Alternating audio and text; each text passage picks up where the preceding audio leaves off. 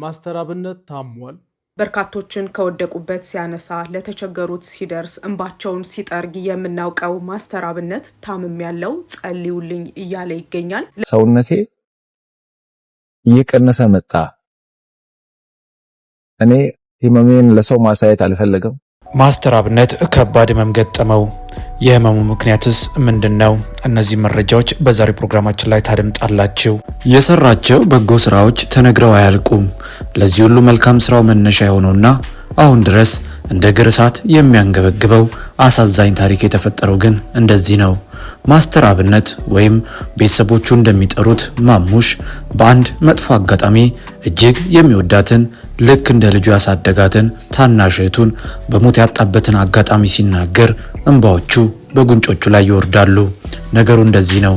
ይህቺ ብዙ ነገርን አብሮ ያሳለፋት እየቆነጠጠ ያሳደጋት ታናሽ እህቱ በአንድ መጥፎ ቀን እንደዚህ የሚል ደብዳቤን ጽፋ በሞት ተለየችው።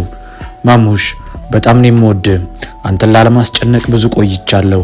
አንተ ጋር ለመምጣት እያሰብኩኝ ነበረ። ነገር ግን ልቤን በጣም እያመመኝ ነው። አልቻልኩም። ዛሬ የምሞት ይመስለኛል።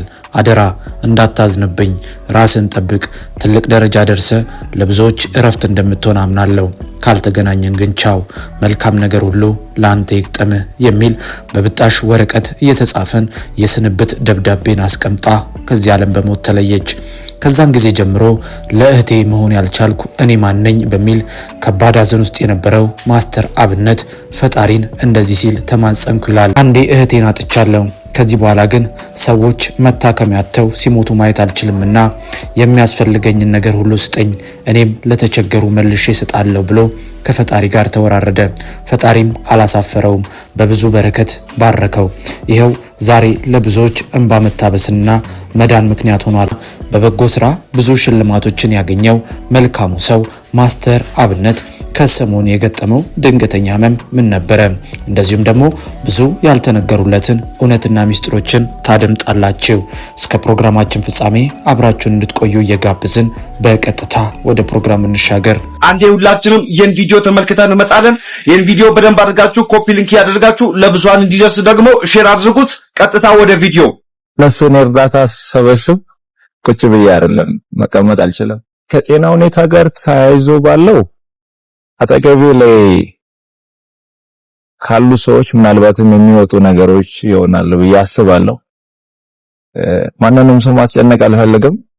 አንድ ማምነው ነገር አለ፣ እግዚአብሔር ሁሉን እንደሚችል። ሰውነቴ እየቀነሰ መጣ። እኔ ህመሜን ለሰው ማሳየት አልፈልግም፣ ሰው እንዲያቀብኝ አልፈልግም። አንዳንድ ጊዜ ደግሞ ስጋ ያሳያል። ትልቁ ችግር እሱ ነው። ጸልዩልኝ። እኔ ኢትዮጵያ ህዝብ አንድ የሚማጸነው ብዙ መናገር የሚፈልገው ከእግዚአብሔር በታች በእናንተ ጸሎት፣ በእናንተ እንባ፣ በእናንተ ምርቃት ነው እስከዚህ ያለውትና አሁንም እግዚአብሔር በዛ መንገድ ያቆም። ለራሱ ሳይሆን ለሰው መኖርን የሚወድ ወንድማችን ማስተር አብነት ጸልዩልኝ ይላል የኢትዮጵያ ህዝብን። በሀገርም ከሀገር ውጭም ይህን ቪዲዮ የምትመለከቱ ኢትዮጵያውያንና ኤርትራውያን የሆናችሁ ሁላችሁ ብዙዎችን ሲረዳ የነበረ ወንድማችን ዛሬ ግን እርዳታ ያስፈልገኛል ሲል ተደምጧል። ሰው ብዙ ነገሩ ሊደብቅ ይችላል፣ ነገር ግን ሰውነቴ ህመሜን ሊደብቅልኝ አልቻለም። ሁሉም የኢትዮጵያ ህዝብ አይኑን ወደ ማስተር አብነት እንዲያደርግ ጠይቃለሁ። አመሰግናለሁ። ማስተር አብነት ታሟል። አይ ዶንት ኖ ዋይ ብዙ ሰው ስለዚህ ጉዳይ ለምን እያወራ እንዳልሆነ አላቅም። አክቹአሊ ብዙ ሰው ኤክስፔክት ያደረገው ነገር ነበረ መሰለኝ። ብዙ ሰው አይቶት ምናምን ማስተር አብነት ምን ሆኖ ነው እያለ ነበረ። ቲክታክ ላይ ጄኑዊን ከሆኑ ሰዎች ውስጥ አንዱ ነው ማስተር አብነት። ውጭ ሀገር ሰሞኑን ሄዶ እንደሚታከምም እየተናገረ ነው። he was in pain ማለት ነው። ለረጅም ጊዜ he was in pain ፊቱ ያስታውቅ ነበርና ፈጣሪ ይማር። ሌላ ምን ማለት ይቻላል? የስኬቴ ምክንያት አባቴና እናቴ ናቸው ይላል የእናቴና የአባቴን እግር አጥቤ ዝቅ ብዬ ምርቃት መቀበሌ ለዚህ ክብር አብቅቶኛል እያለ በተደጋጋሚ ይናገራል። ማስተር አብነት በቴኳንዶ የስፖርት ዘርፍ የብላክ ቤልት ባለቤት ነው። እንደዚሁም በአስገራሚ የሞተር ትርኢቶቹም ይታወቃል። የ32 ዓመቱ ማስተር አብነት የተወለደው በከምባታ ጠምባሮ ዞን ዱራሜ ሲሆን መካከለኛ ኑሮን ከሚኖሩ ቤተሰቦች መካከል የተገኘ ነው። ሰዎችን የመርዳት ፍላጎቱ ከልጅነቱ ጀምሮ የተጀመረ ሲሆን ሰውን ለመርዳት ንጹህ ልብ በቂ ነው ብሎ የሚያምነው የመልካም ወጣት ከእህቱ ህልፈት በኋላ በይበልጥ ወደ በጎ ስራው ይግባ እንጂ በተለይ ደግሞ በአንድ ወቅት ከቡታጅራ ወደ ሀገሩ እየተመለሰ የገጠመው ነገር ለአሁን ማንነቱ መሰረት እንደሆነ ይናገራል። እንደዚህ ሆነ። ብዙ ነገር ነበረኝ፣ ከአንድም 3 ድርጅት፣ ሁሉም ግን ከሰሩ፣ ባዶ እጄን ቀረው። ከዛም የሰዎች መጠቋቆሚያ እንዳሉን ፈርቼ ቤቴ ተደበቅኩኝ። እጄ ላይ 5 ሳንቲም እንኳን አልቀረም። ሱሬን እስከ መሸጥም ደረስኩኝ።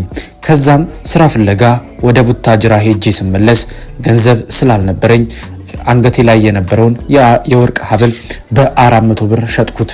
ወደ ቤት ስመለስ ታዲያ መንገድ ላይ አንድ እናት እጃቸውን ዘርግተው ሲለምኑ አይቼ ወርቅኝ ሸጬ የያዝኩትን ብር ሰጧቸውና መርቀውኝ ተለያየን።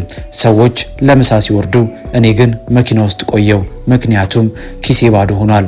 ከዛም እዛው መኪና ውስጥ ሆኜ ለፈጣሪ እንደዚህ ስል ጸለይኩኝ። ጌታ ሆይ ሰዎችን መርዳት ፈልጋለሁ፣ ብዙ ገንዘብን ስጠኝ፣ የሰጠኝን መልሼ እሰጥሃለሁ። መኪና ከሰጠኝ የተቸገሩ ሰዎች የሚመላለሱበት ይሆናል ብዬ በእንባ እያለቀስኩ ተማጸንኩት። ፈጣሪም አላሳፈረኝም፣ በብዙ እጥፍ ባረከኝ። ማስተር አብነት ኢትዮጵያ ውስጥ የተዘጋጁ የበጎ ዘርፍ ሽልማቶችን በሙሉ ጠራርጎ ወስዷል።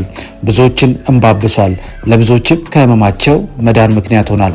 ታዲያ ከሰሞኑ ግን ከባድ ህመም እንዳጋጠመውና መላው ኢትዮጵያውያን ጸልዩልኝ፣ ህመሜን ደብቄ መቆየት ብፈልግም ነገር ግን ስጋ ነውና ፊታችን ላይ መታየቱ አይቀርም። ስለዚህ ለህክምና ደግሞ ወደ ውጪ መሄድ ይኖርብኛል። ከ2 ወር በኋላ ነገሮችን አስተካክዬ ወደ ውጭ ሀገር ሄጄ እታከማለሁ ሲል ተናግሯል። ይህን ህመም በውስጡ ደብቆ ለብዙ ጊዜ ቢቆይም ነገር ግን እስከ መቼ ተደብቆ ይቀራል? መጋለጥ አይቀርም። ስለዚህ ደግሞ ይህንን የህመሜ ምክንያትም ከቅርብ ቤተሰቦቼ መስማታችሁ የማይቀር ነው እያለ ሲናገር ተመልክተናል። በእውነት እጅግ ያሳዝናል። እሱም ሲናገር እንደተመለከት ነው እንግዲህ እኔ ማንንም ማስቸገር አልፈልግም፣ ለዛም ነው እስካሁን ዝም ያልኩት። ነገር ግን አሁን ሁላችሁም ማወቃችሁ ስለማይቀር አውቃችኋል። ስለዚህ በጸሎታችሁ ብቻ አግዙኝ። ከዚህ በፊትም በከባድ ህመም ላይ እንደነበር ብዙዎቻችን እናውቃለን።